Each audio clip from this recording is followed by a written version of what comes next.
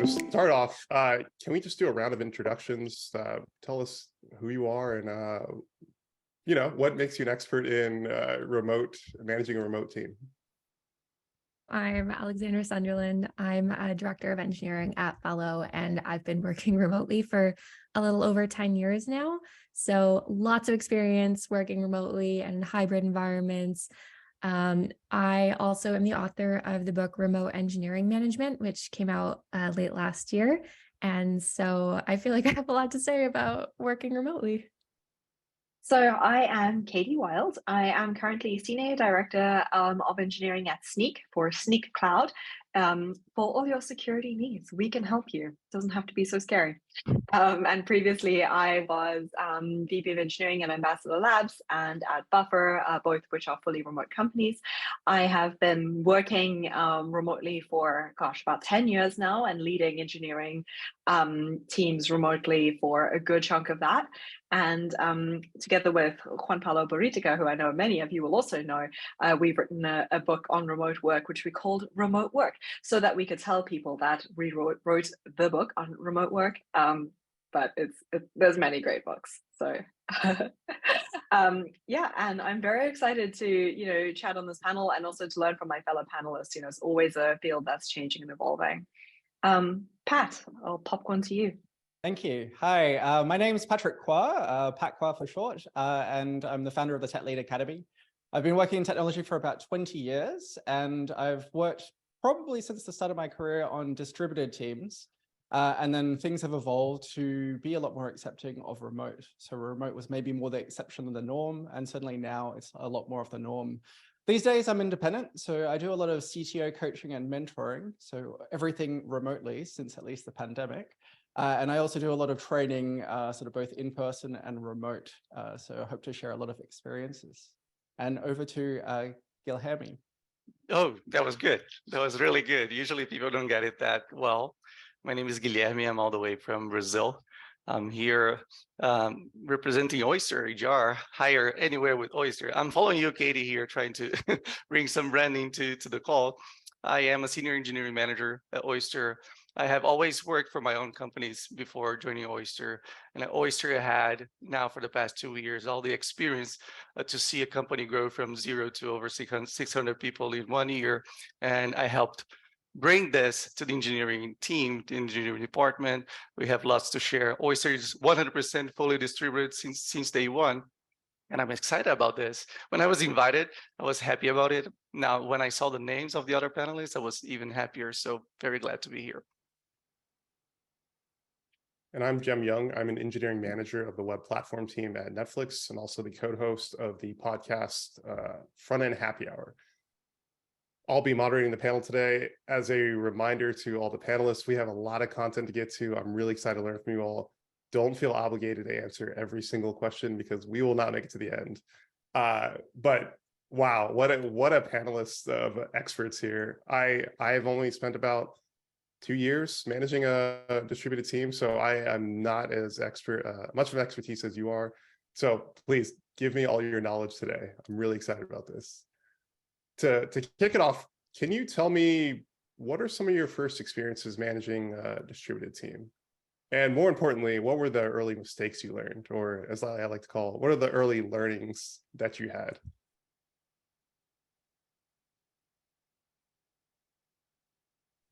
So I had a very interesting venture into remote work, and I kind of fell into it by accident 10 years ago, where I was working for a company in Ottawa and had to move out of the city, and by chance got the chance to continue working remotely.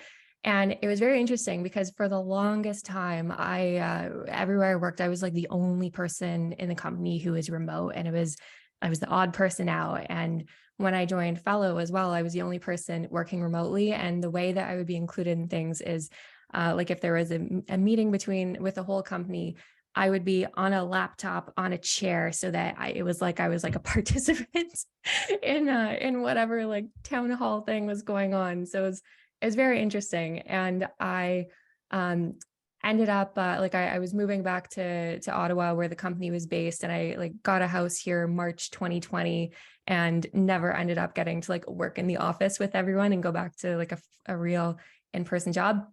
But or remote work is real.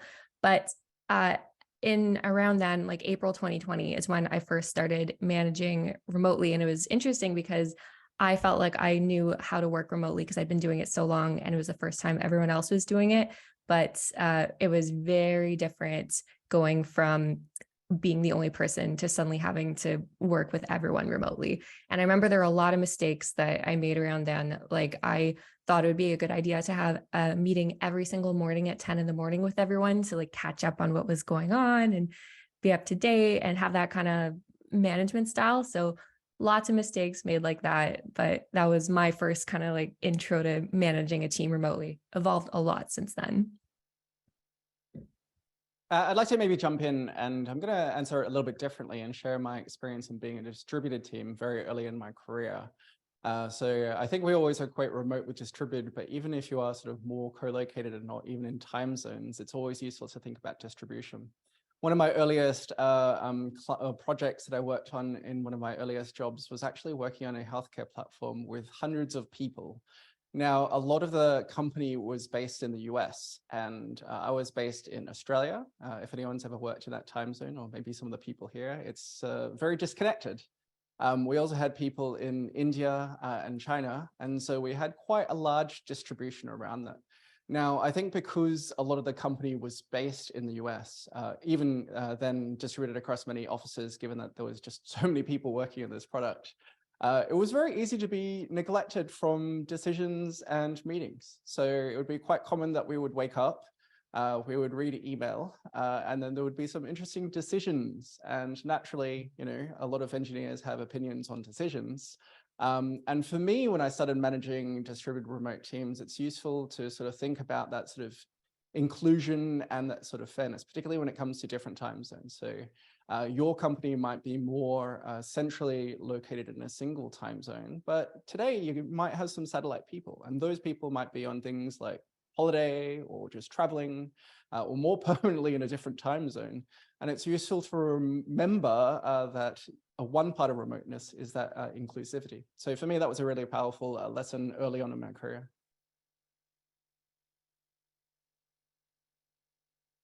That's a great call on being inclusive. I think when people hear that, they naturally think maybe one direction or the other when we're thinking about inclusivity and diversity. But inclusivity just means recognizing that we're all coming from different backgrounds, and even time zone and country is something we have to take in consideration when we're managing distributed teams. And Alexandra, your anecdote about being a person on a laptop in a chair, that's I'm just like picturing it right now, like meetings going and you're like, oh, they gotta wheel the chair over for Alexandra to join in. Guilherme, what about you? What are some early experiences and lessons you've learned? This is one good question. I was thinking about it while Pat and Alexandra were talking, and I was thinking about how I see that one of the important things for the engineering management, our work and the work of the whole engineering department, is for you to connect to the business and to the clients.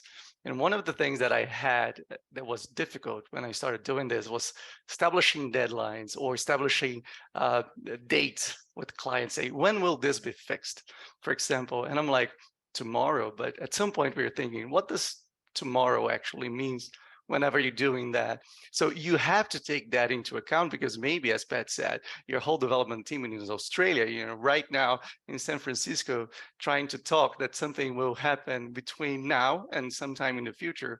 So I remember very early when I joined Oyster, we had this whole discussion saying, hey, we need to define a standard time zone for us to schedule our meetings, for us to set our deadlines. And it was hard in the beginning because people are used to their own time zones. And at some point we established UTC, and it was natural. Like the tools that we use, the goals that we set, the deadlines, everything now makes more sense. And I'm not saying this was a mistake, but it was for sure something that we learned while you're doing it.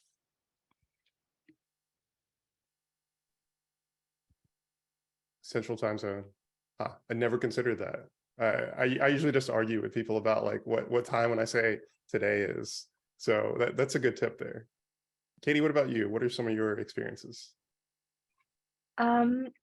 I have also had that experience that Alexandra mentioned, so that's something I relate to.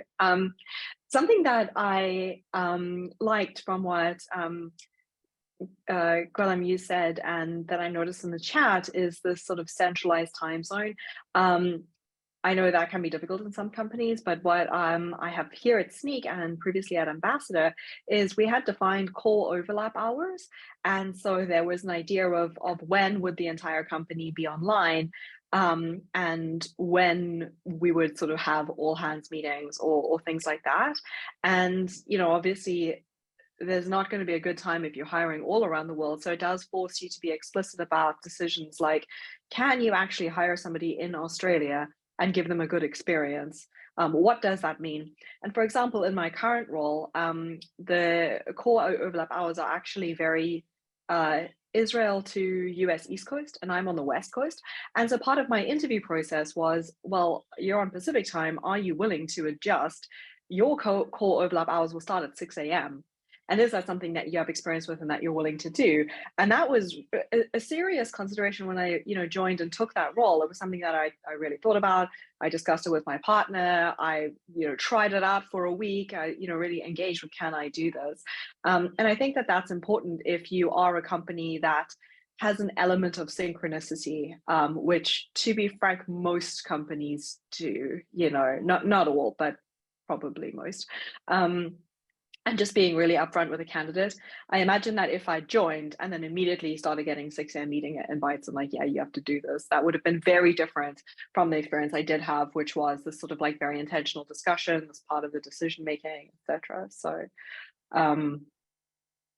that's something that I appreciate, and I think that's a way to answer the question in the chat of, well, how do you make those important decisions? It's like, well, if you've got the core overlap hours, when there's going to be time for a quick synchronous, decision making, whatever you need to do.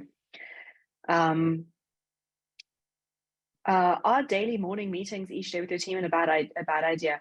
I just wanted to quickly touch on that because every remote team that I've worked with has this pattern. We're going to be synchronously having daily meetings and all get on the same page. This is great. This is so helpful. And then, oh, wow, I don't like this. This is not working. We're going to now go async on all our meetings. Now we don't know what's going on. And they sort of swing back and forth.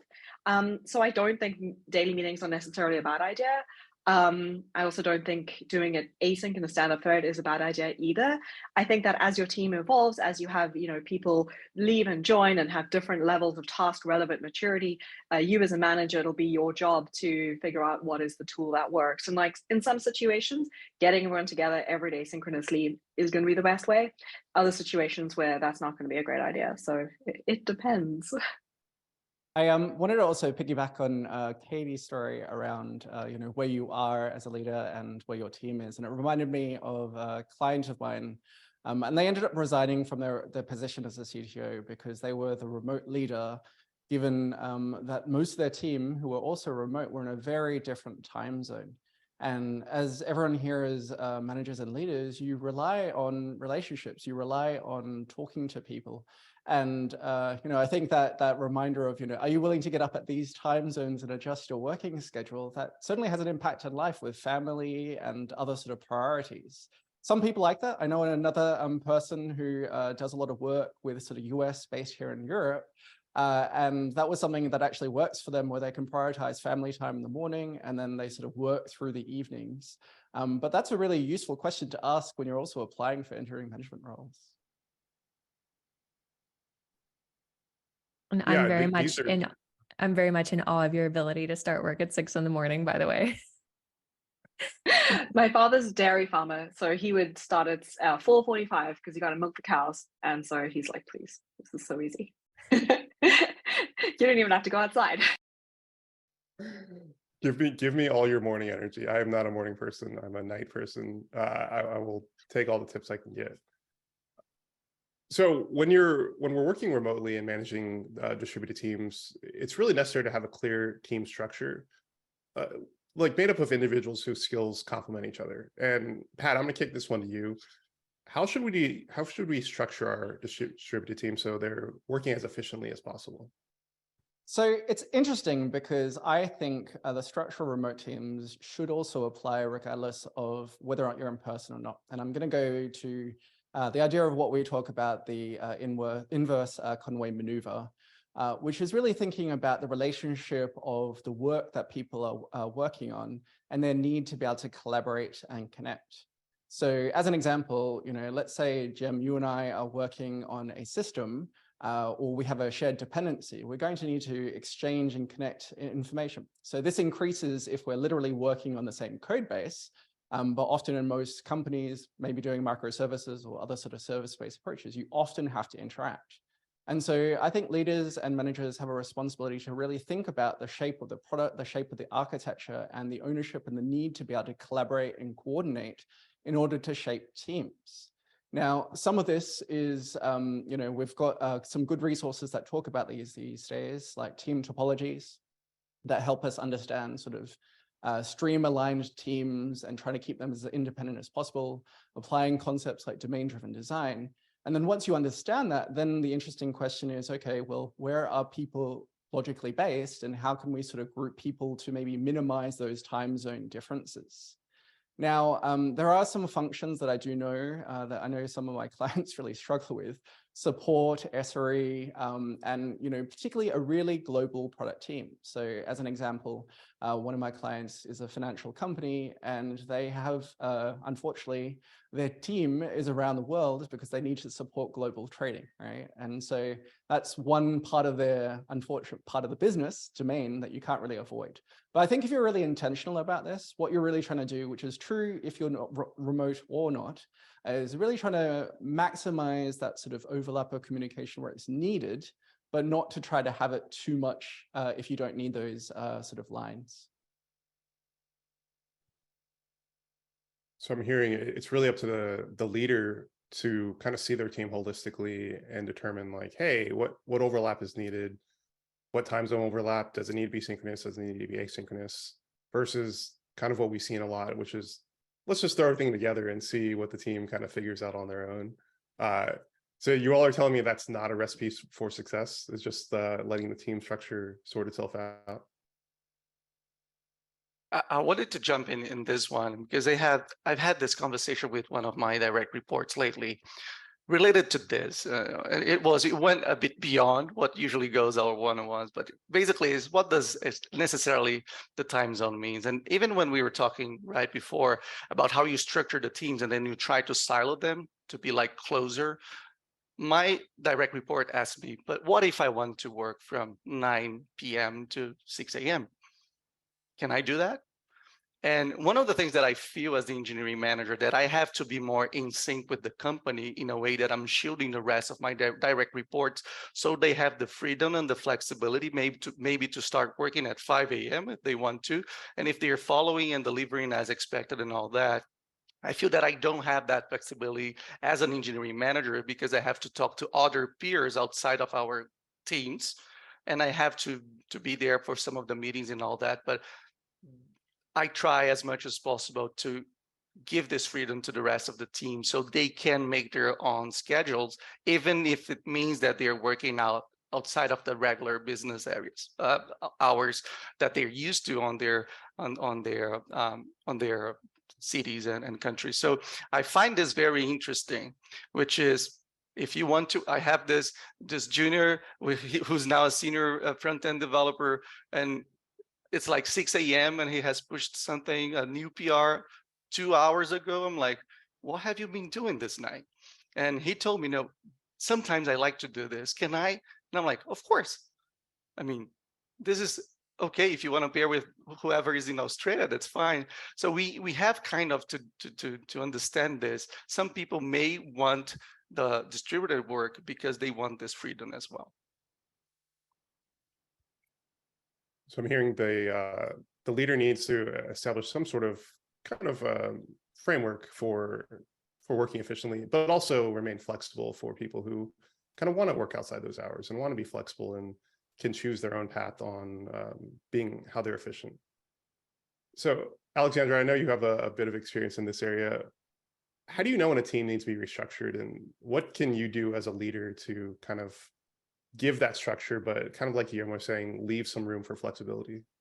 Yeah, and I guess that comes top of mind because I remember mentioning to you that I really liked your the talk you gave at Lead Dev about platform engineering teams. And I remember watching that talk live and thinking like, oh, that's why our platform team didn't work out. And it was a great talk. It was very enlightening. And we're at an interesting point at Fellow where like the team has been growing so much over the last few years.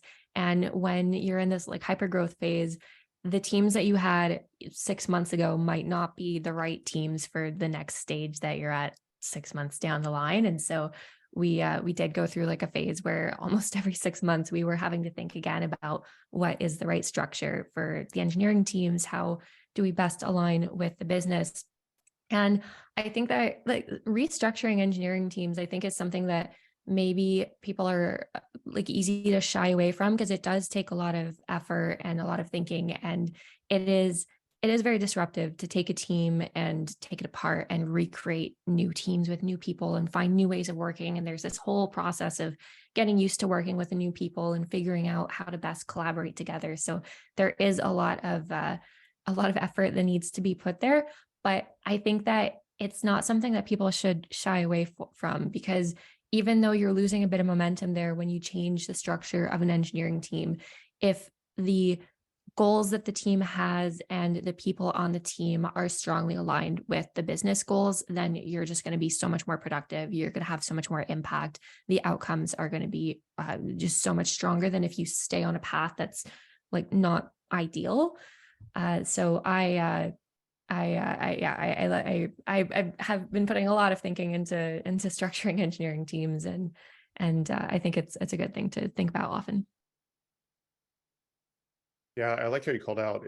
It's easy to say restructure and reorg, but they are big, scary things. They can be expensive up front, but in the long run, especially with the remote team, you often get those gains borne out over the efficiency when you do it correctly.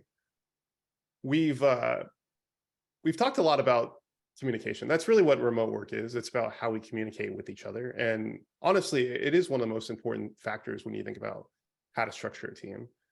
When a leader is open and transparent and kind of engages with the team to make sure that those lines of communications are open, you could be easily made aware of when there's a problem, when we need to fix it, what's not working really well. So Katie, this one's to you. What are some communications best practices for managing the distributed team? So again, it does depend on the team. So I was very interested to see all 1,230 something people at Snyk use Slack. And I was like, intriguing. And it seems to work quite well. And I'll tell you why. They're very good about their channel naming conventions. And all the discussions in a channel, and the channels are very well named. And so it's actually pretty navigable, which is interesting because I've previously written, be careful of Slack. Group chat is really difficult because of this fast-paced train of thought, and it can be really hard for people to keep up. So I still stand by that. I think that is still something where you need to be very careful with group chat. It can be super powerful, but you do need to make sure that it's not decision by like random timing as opposed to decision by those who need to weigh in have weighed in. Something that I really, really, really like is ADRs, architectural decision records. This is sort of like a structured document. There's templates that you can find on the internet. I can put a template, in the resources that I'm sure we'll send. And this is a structured document that serves as a record of decision. And obviously it comes from architectural decisions, technical decisions, where you can say, this is the problem, this is potential solution, this is alternatives. But I must say, I like the idea of using this kind of a decision record for other decisions as well. Anything where it's going to be a significant decision that you might want to align with people on. Decision-making best practices continued. In a in-person setting, it is often easier for us humans to have a conversation and things just sort of get decided and everyone's on the same page. In the remote context, it doesn't seem to go that way quite as easily. And so more structure is helpful. If you're having a meeting that's a decision-making meeting, don't invite everyone that could possibly have any thoughts on the decision. Nothing will happen. Have a meeting with the people that, you know, will need to be involved. Have a RACI. Who's responsible for the decision? Who's accountable to the outcome? Who do we need to consult? Who needs to be informed? You know, make sure that, most importantly, you know who's responsible for deciding. Have them write it down in some kind of decision record or async note or something like a Google Doc, and then send it to all of those 20 people that you considered inviting to your random enormous meeting. That really, really helps. And then the other thing is use all the channels. You know, if you say something in the meeting, follow it up with a note on Slack, link it in a Google Doc, like send an email to the people, even if no one in your company reads email, you know, because I can't believe how many times I have been very, very sure that the changes to the on-call schedule have been excessively communicated, and someone will, you know, hand on their heart, be like, no one ever told me, like, I never heard this.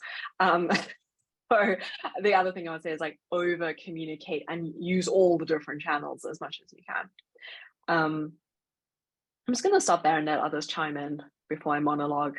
I want to jump in on the group chat thing, because this is a problem that a lot of remote teams struggle with, where particularly people on teams feel like, you know, I'm not in the office place, so I need to sort of indicate I'm here. And so when a message comes in, everyone feels that pressure to like respond immediately.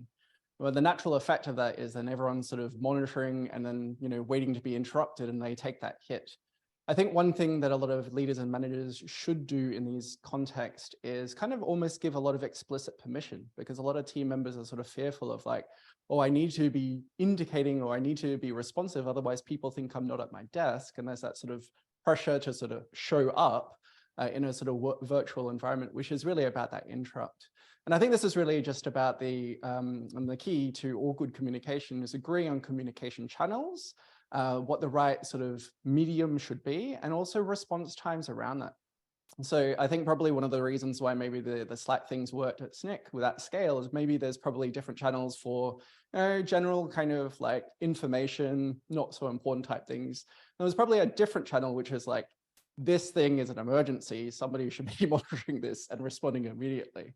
And similarly in Teams, there's going to be sort of similar things, right? There's a team channel, which is probably like, you know, just information, maybe something which is like need help, like help pretty quickly. And there's probably like, you know, inquiries from coming outside of the team. There'll be different channels or communication mechanisms that you should have around that.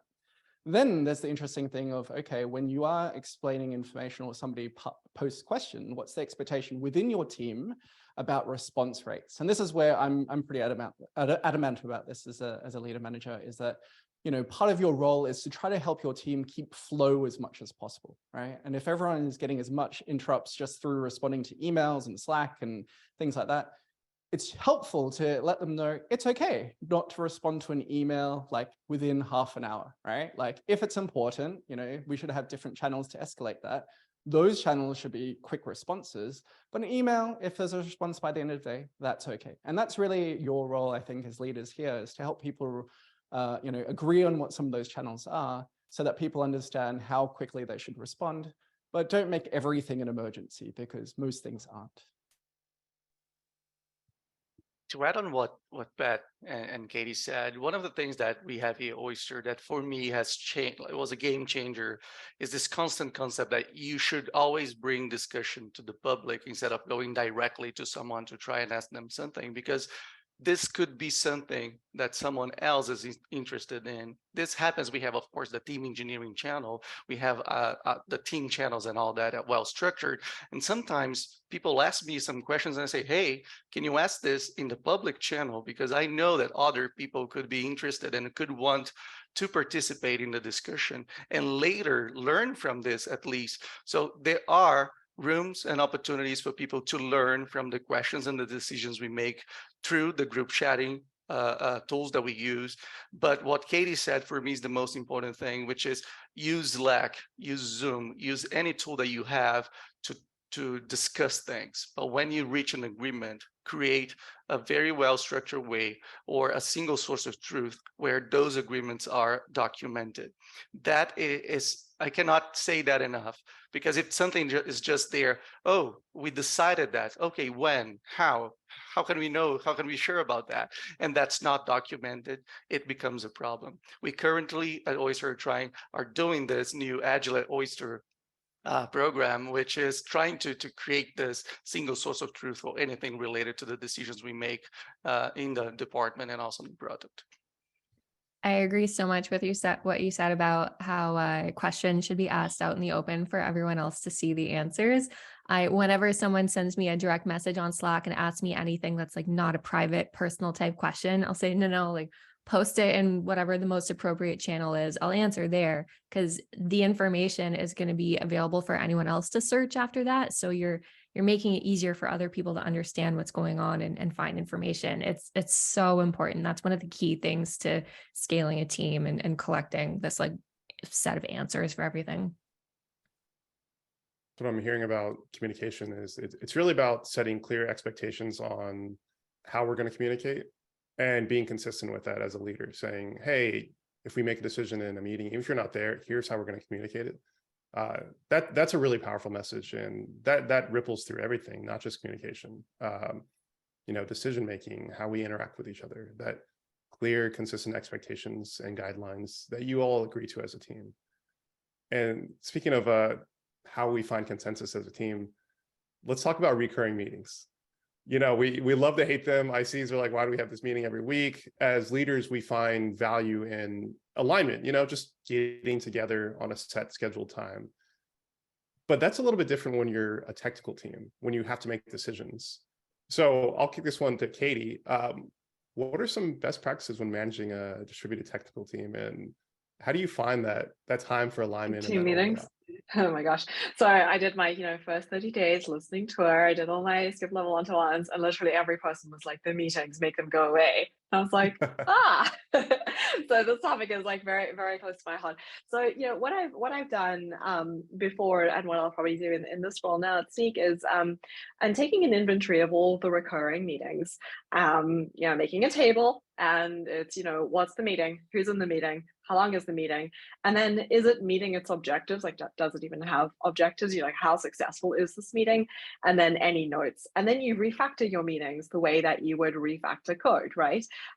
You try to make sure that every meeting has an objective, it has the right number of participants. If it's a meeting where you need to make a decision,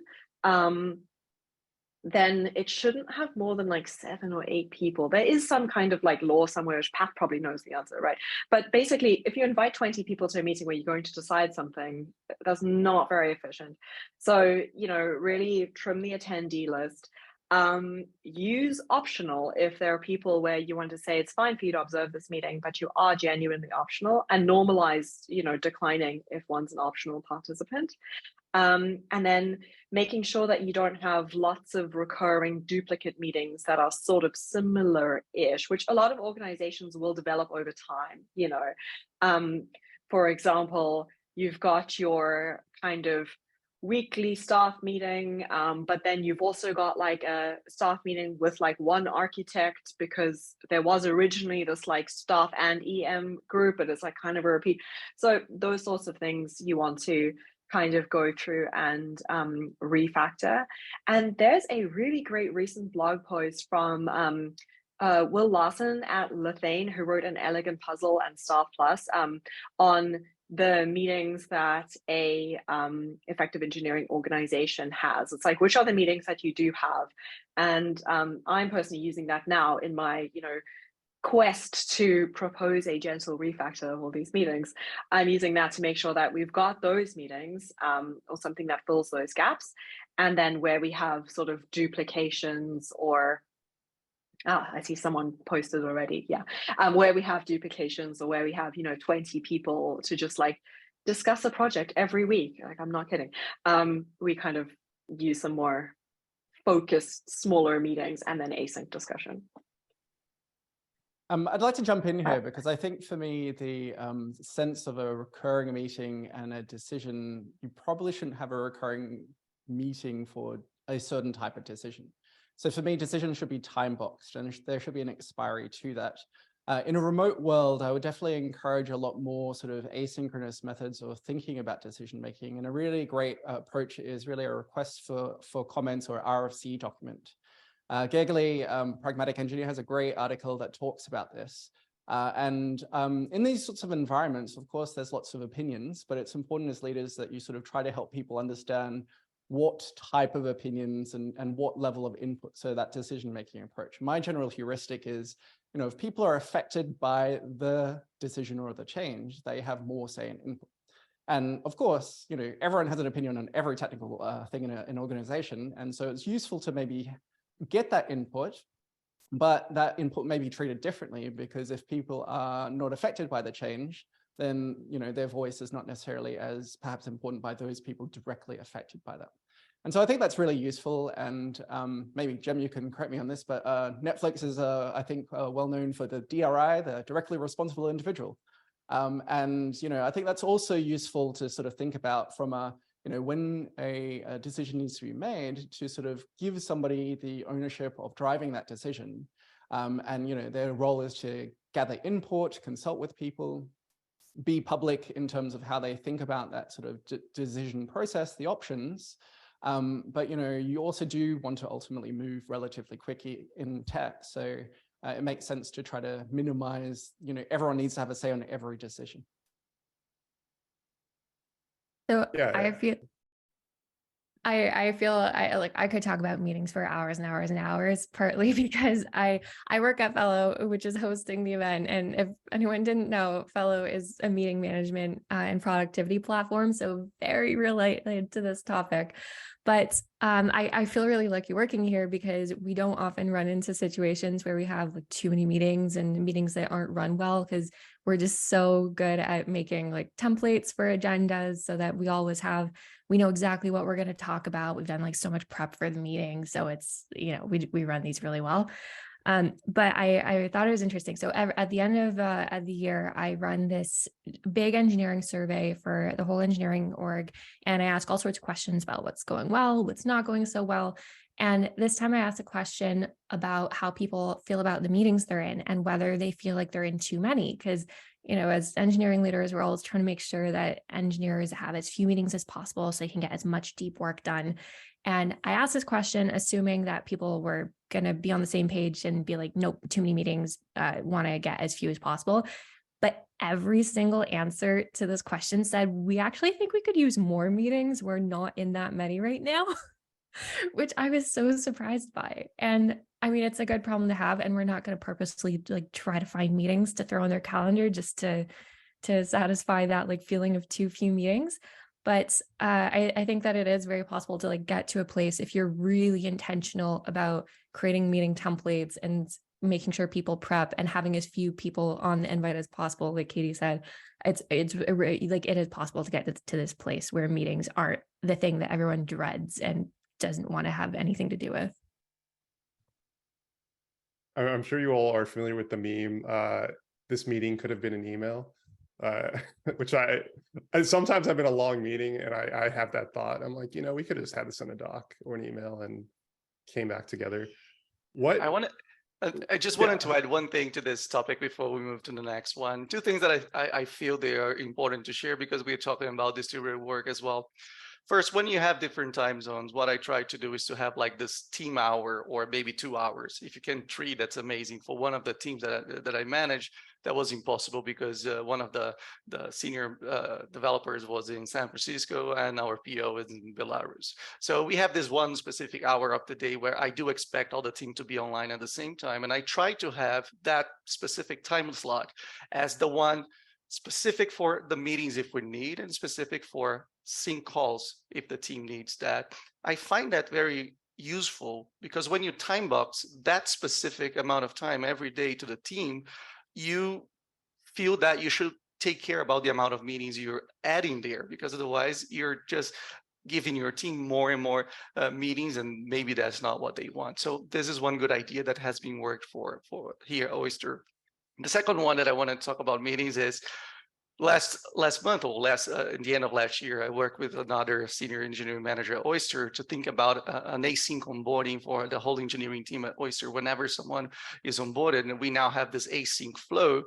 And we were hiring the first 3 people through this async flow. They were being onboarded throughout the first month. And we asked them about feedback. How do you see this? How do you feel about meetings and all that?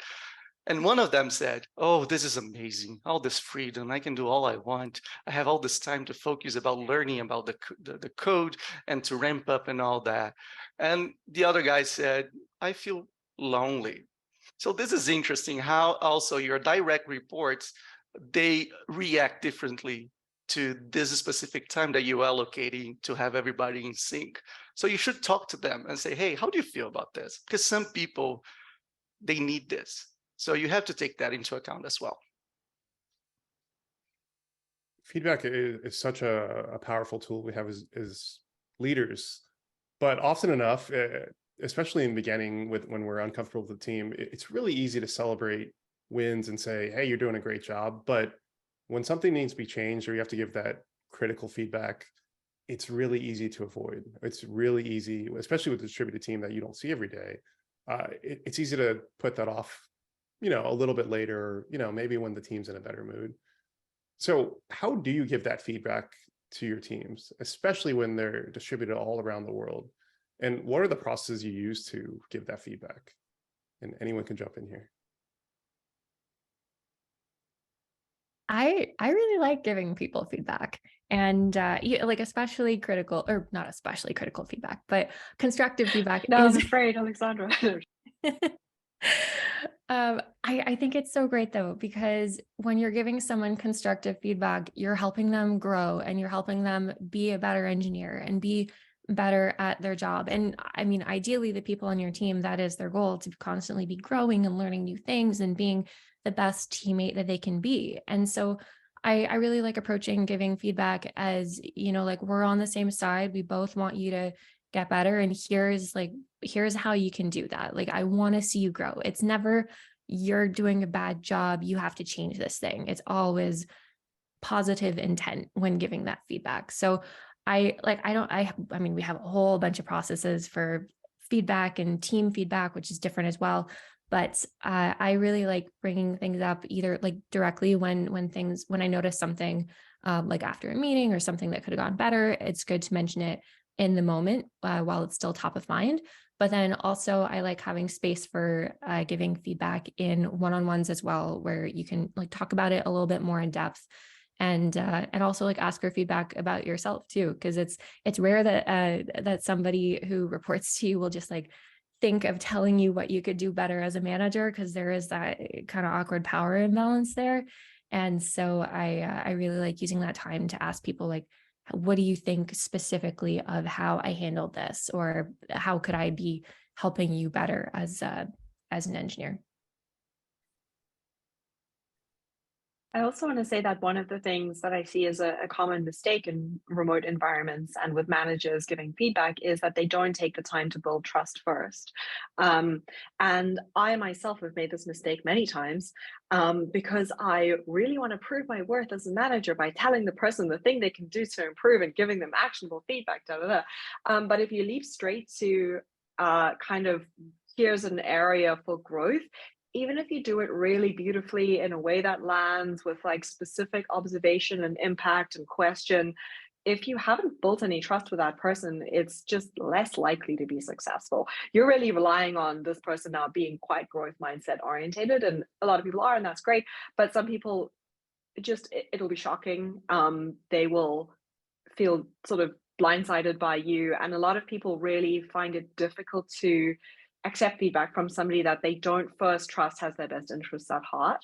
So I would say make sure that you have built that trust with anybody that you might need to give feedback. So all of your direct reports, any key stakeholders, peers, like make sure that you've invested in your one-to-ones, and also make sure that you've asked them, how do you like to get feedback? Well in advance of actually needing to give them feedback. So I like to ask that in like a first one-to-one, get it out of the way, not be like, how do you like to get feedback? And they're like written, and you're like, okay, check your email in 2 hours. It's nice to do it a little bit before you might actually need it.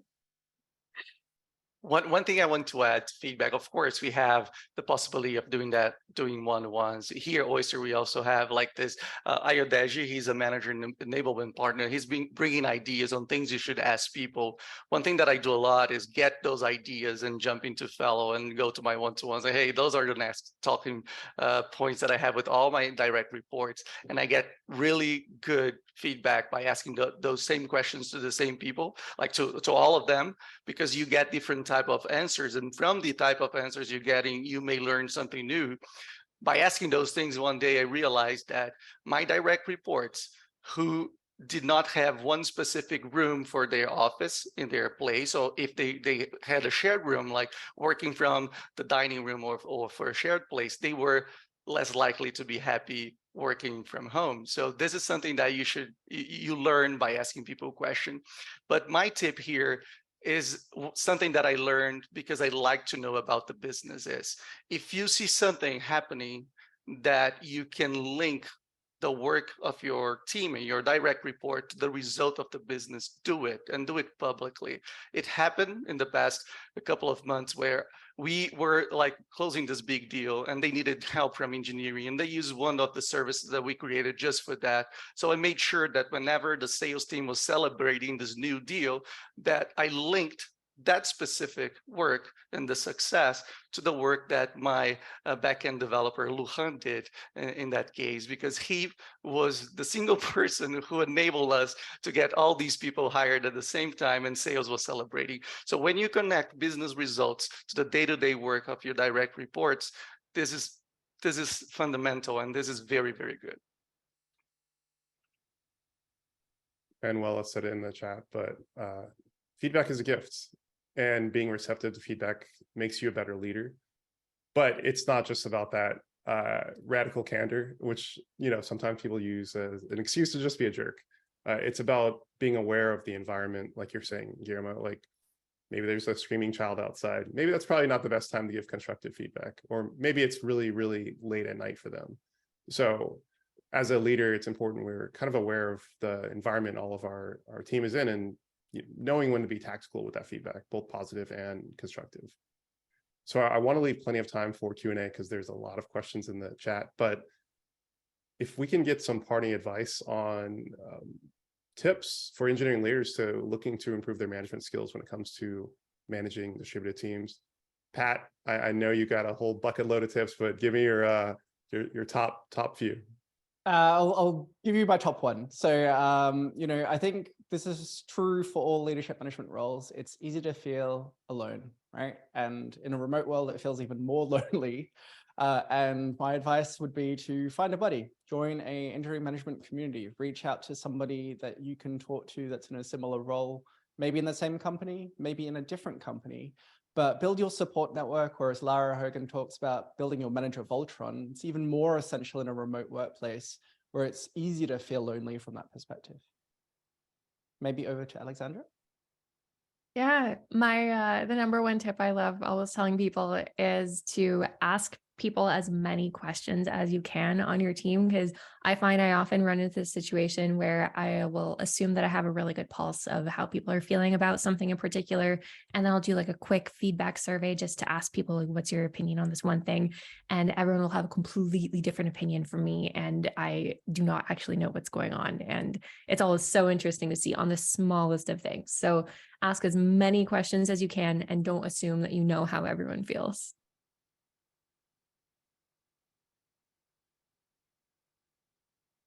Katie. Sorry, can you just repeat that? I don't have anything specific to add. What did you specifically want me to add? Just any of your tips, something you've learned you can help share with newer and maybe aspiring engineering leaders. I would say that everyone is lonely, and especially with remote management. And I would also say that everyone is anxious. Well, maybe not everyone, but maybe 1 and 2 people are anxious. So I just wanted to say that if you feel lonely in this job, or if you do feel anxious about it, I think it's one of the hardest jobs. You're often between, a rock and a hard place where you're trying to do the right thing for your direct reports and be a good manager. got a lot of business pressure. You've got a lot that you maybe need to deal with, and you can often feel kind of caught between two worlds, right? And so, you know, you're not alone. It can feel very lonely, but you're not alone. There's a lot of wonderful networks that can help you with this. And it was one of the best things I ever did as a leader was invest in coaching. That was really powerful for me personally. And invest in my peers, especially peers at different companies. I personally found Slack groups pretty helpful.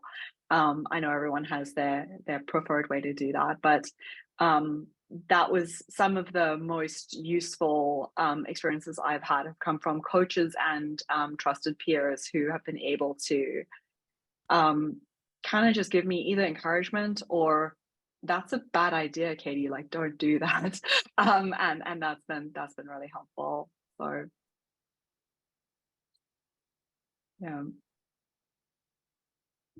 Yeah, from myself, what I can say, apart from, of course, all those great tips, is try to be as transparent and give as much freedom to your direct reports as possible. Whenever they want to do something, you should encourage them to do it. By the way, Katie, one of my direct reports wanted us to try Snyk the other day, and he said, "What is the process if I want to try to adapt it and have this working for us?" I said, "Do it.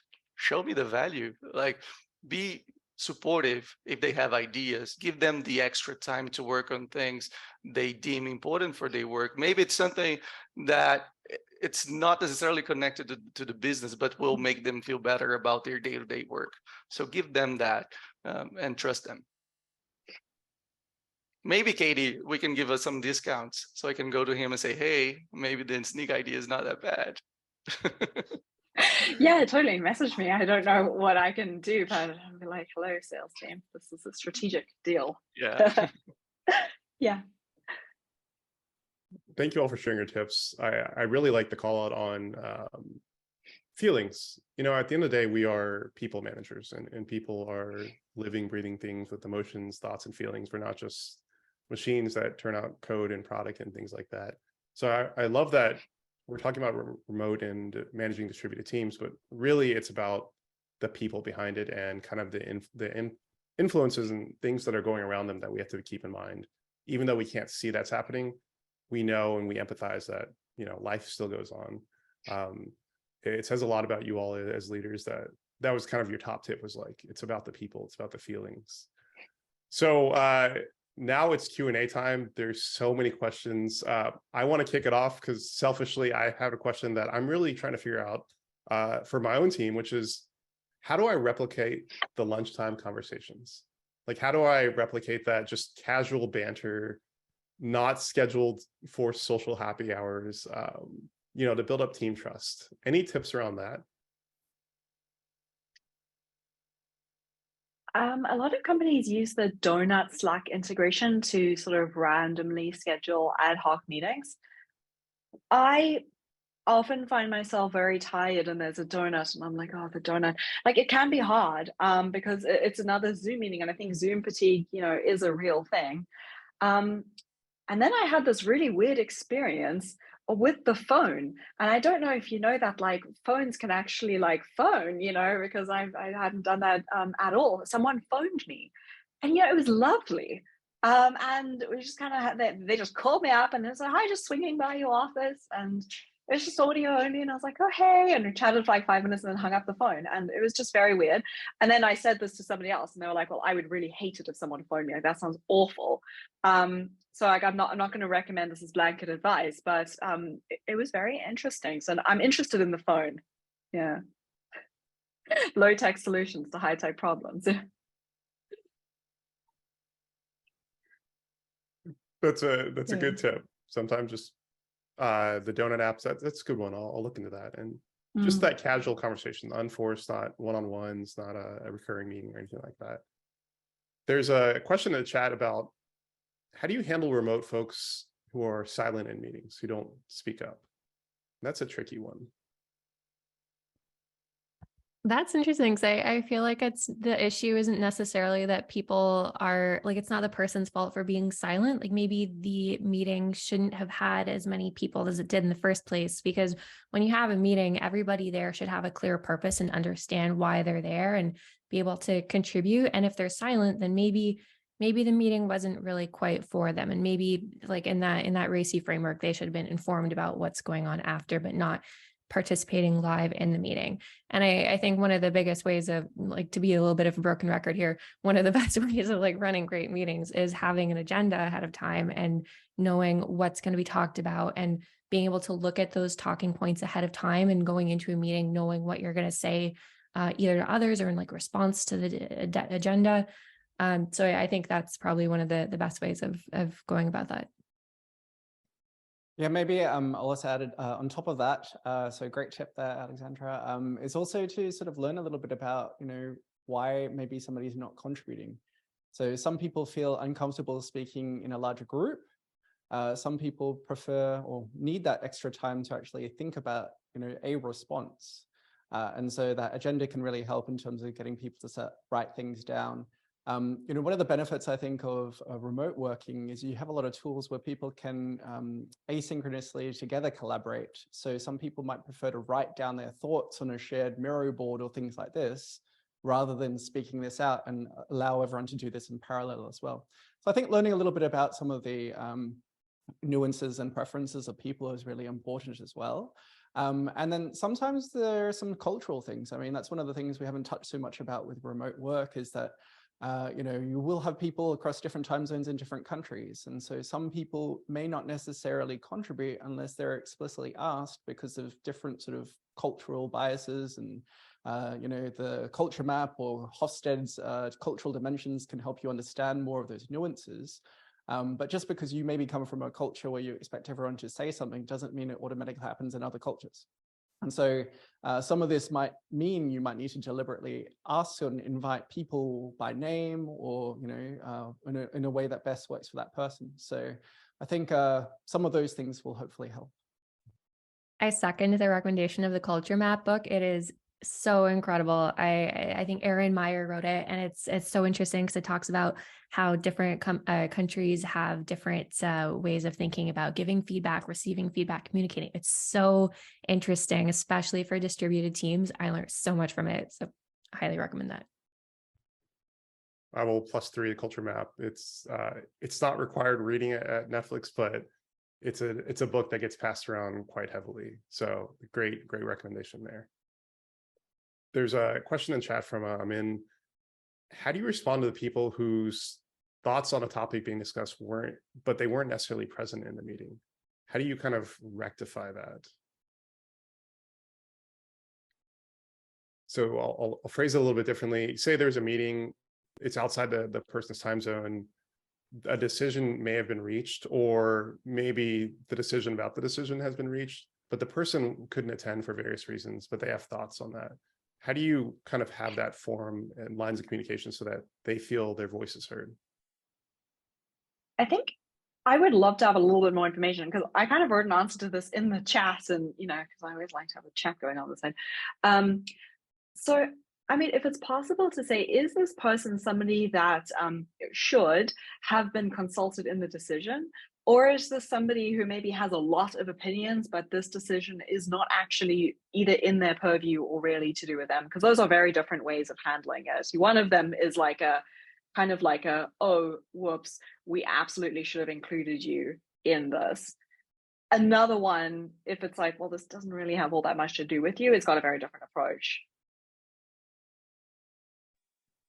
Maybe you could, I don't know, can you? Great answer. One thing that we do a lot at Oyster that helps with that is we don't necessarily make all the decisions final in the Snyk meetings. Sometimes we break those decisions or some of the topics into Slack threads, and we open that and we ask people to give their opinion about those things that will support us in some time in the future making a decision. And I have been participating in some of those threads where at some point someone says, hey, can we all agree then with like emojis? can we make this a final decision? And then you give people time, like 24, 48 hours, even a week, with those open discussion boards for people to thread in and give their own opinion. Great answer. And Katie, your answer in the chat was probably little bit more refined as far as like if people want to read it. And sorry, I totally missed that you answered it in chat. So thanks for answering it again. I know.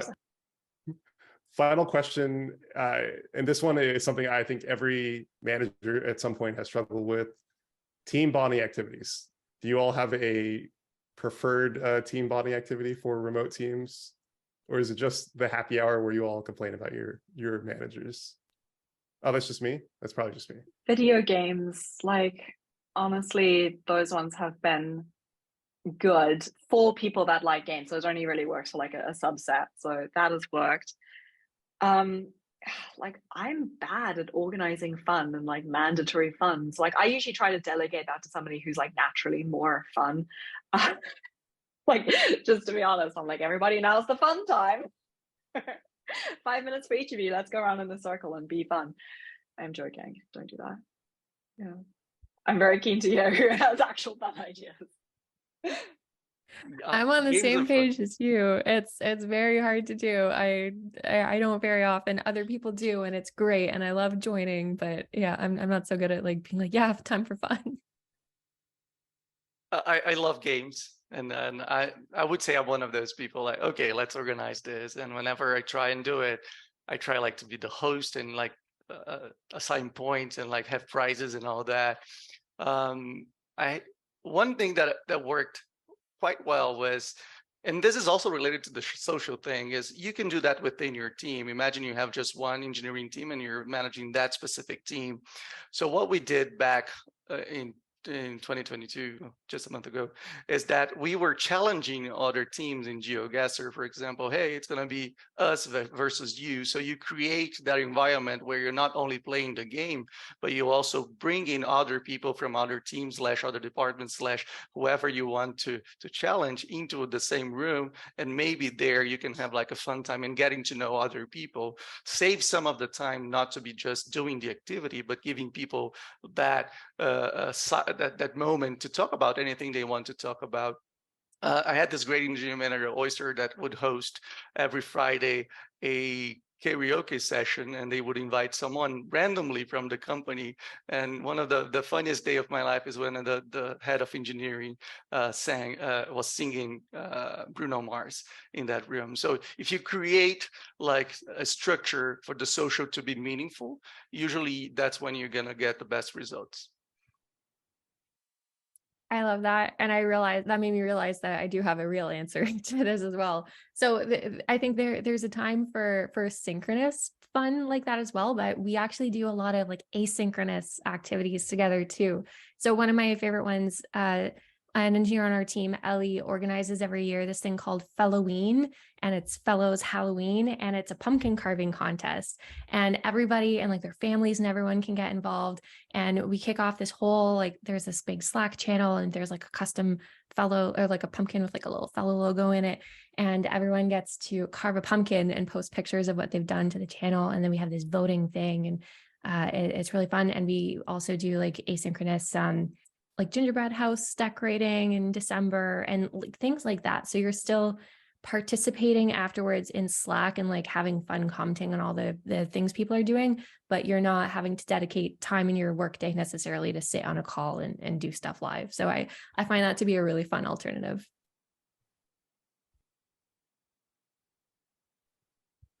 These are all great tips, and thank you, because I was running out of ideas. There's only so many virtual escape rooms you can do as a team, so I'm going to take all these. We are a bit over time, but in parting, where can everybody get a hold of you if they want to ask questions or just follow up with you? I'm on Twitter and LinkedIn if you search for Alexandra Sunderland. I'm also on the Super Managers Fellow Slack workspace if people want to message there with more questions for anyone. I'm on Mastodon, but I honestly don't quite know how to use it yet.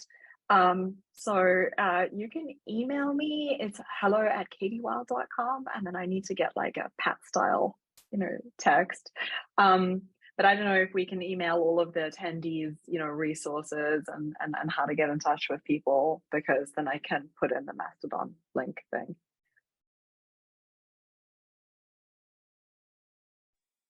You can see my things here on my screen here, but also patquar.com is the website that you can reach me at. Same for my LinkedIn and also my email. It's Guilherme@oysterhr.com. Just should be a message. And I'm Jem Young, pretty much everywhere.